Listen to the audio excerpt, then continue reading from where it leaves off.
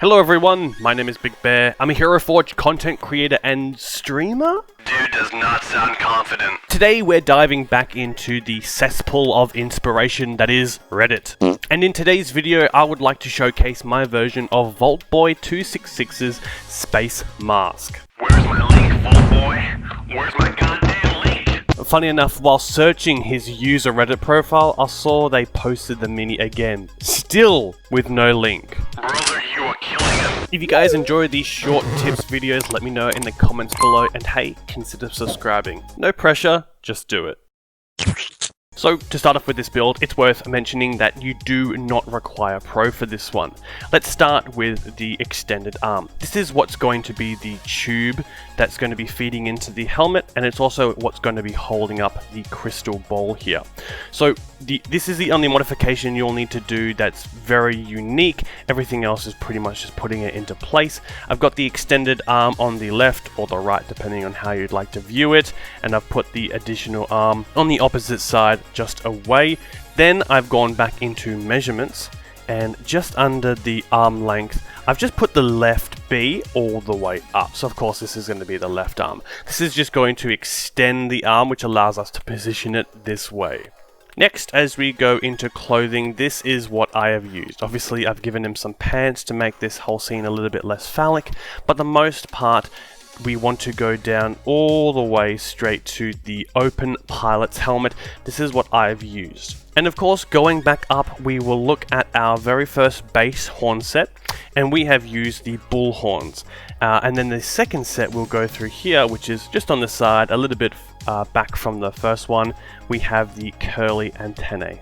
As you can see, the first ones here, these are the bull horns, and the second ones here, these are the antennae. I've just twisted them so they both face this middle mouthpiece here, but they curve along the side, at least showing a little bit of that crystal ball. Now going down into gear, we want to go into our additional hand that we have placed down, and we want to go all the way to, well, let's just search up ball, because that's going to be a whole lot easier than finding the item. I have just used the crystal ball. It's the larger one. There is a smaller one that you can use, but I wouldn't recommend it. It's not going to fit the whole face, and not a lot of other ball shapes are going to be smooth surface for you to get the coloration that you want, but hey, you can always play around with it. Once you've got the ball in the hand, it's now just about arranging it so that it takes up most, if not all, of the face plate. You won't have to worry about getting rid of the head. You can always just recolor it down there. You can just see the chin down there, but that's also going to be hidden when you got yourself some shoulder pads, some scarves, or any neck brace, and then the chest pieces. But the hardest part, of course, is going to be getting the hand holding the crystal ball onto the face. Now, I can demonstrate how I did it, but I think what would be a lot more helpful is if I go into the advanced pose and I show you what I've done here. Now, as you can see, I will give a little demonstration of all these different variables. I didn't change much with the body here. Of course, I just configured it so that it was holding this gun. The most important ones are the arm here, the extended one, the left middle, which looks like this, the hand that looks like this. Of course, we've got the horns as well, which both are the same. I haven't unlinked them in any way, so they're both facing the same way. So of course, if I were to go to the bull horns on the opposite side, they're just going to be a reflection. And of course, the antennae look like this. So keep in mind that when you are putting in the variables, this I'm using on the right hand side of the advanced pose, I'm using the top and bottom. Of course, you can always look at the left hand side here, which I'm showing, to use those as well, just to make sure you're getting it correct. Everything else I didn't change. You can also play around with the head a little bit just to configure it. It might not be very necessary, but you can of course do it to just assist in getting that crystal ball in the exact right place. So if you're looking for similar colors to the inspo, this is the small list that I've got. These are just the base colors, nothing fancy. Tornado of Coals I've got for the mask here, which I forgot to showcase before. Of course, we want to go into gear and mouth, and I've just used the gas mask. Again, you can use any of these, but if you want this look, the gas mask is going to give you that amazing, cool little sci-fi look at the front.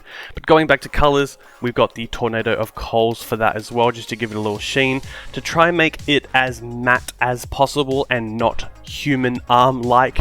We've just got the uniform black primer, and that's going to be going on the arm here.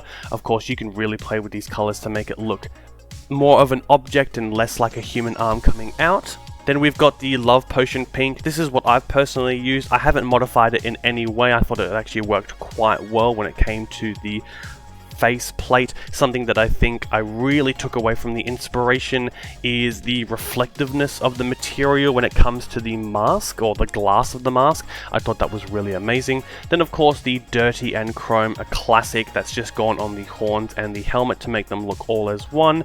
And we've got the Ancient Radiant just on the sides just to boost them up a bit. You can put it here, of course. You can play around with these colors as you like.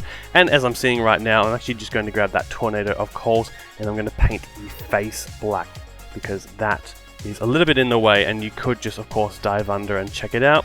It's not going to mix with this, so that should work quite well there as well. And as you get better and better, you'll find yourself doing a whole lot more. Here I actually had as my very first draft, it was a Desert Dweller. Now his head's facing a little bit down. I've actually got a few different horns which are creating a different desert-like atmosphere. And of course what I've done additionally is I've got one of the tails, had it fold through his back, through one of the tubes of this backpack, and fed into the arm as well, so it kind of looks like the tube is one whole thing. Kind of gives it a little bit more realism to the idea that that is a breathing tube. From there as well, I've just colored some additional parts, that yellow, same yellow as what is up on his face, and of course I've got a dual mini as well to help emphasize some additional gear and equipment. But this is my Desert Dweller. I just thought the world is your oyster when it comes to this space mask. Here I've actually attached a secondary mask because of the dual miniatures, which I thought was absolutely incredible, very Tatooine-like if you will. I've got the hood, which is sort of looking like it's just coming underneath the helmet as well, which I think is absolutely incredible. I really love the design of that. A little bit of clipping at the back, but I'm not too worried about that. But I thought that all in all, it was an incredible, fun little helmet that you wouldn't normally get, and I've put it onto a whole new type of miniature. And just like that, you've made your very own space mask. Thank you so much for watching the video, and thank you for all those new subscribers trickling in. I see you. I'll see you Forgers in the next one.